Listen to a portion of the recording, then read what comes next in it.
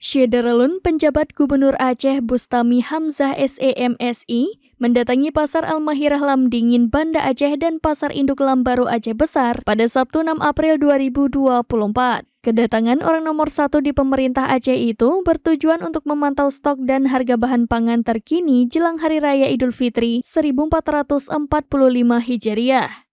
Dalam kesempatan itu, Bustami didampingi PJ Bupati Aceh Besar Muhammad Iswanto dan PJ Wali Kota Banda Aceh Amiruddin serta PJ Sekda Aceh Azwardi.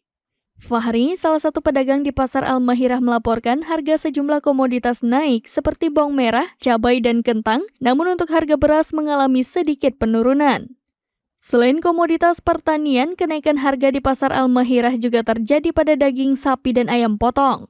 Usai memantau Pasar Al-Mahirah, PJ Gubernur juga memantau Pasar Lambaru. Di sana, ia juga mendapati kondisi harga yang sama walau sejumlah masyarakat yang ditemui juga mengeluh dengan harga bawang merah yang naik tajam. Terakhir, PJ Gubernur dan rombongan juga berkunjung ke gudang Bulog di Gampung Siron, Kecamatan Ingin Jaya, Aceh Besar. Berdasarkan laporan pihak Bulog, ketersediaan beras cukup sampai 4 bulan ke depan.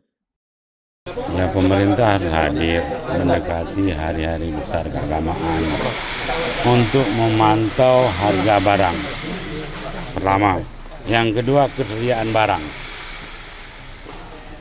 Itu yang harus kita pantau dan menjamin bahwa harga itu tidak naik melewati batas. Pasti ada ketika barang, permintaan barang banyak, itu pasti harganya naik. Tapi yang layak dan patut. Dari Banda Aceh, Henry, serambinews.com. Download Tribun X sekarang, menghadirkan lokal menjadi Indonesia.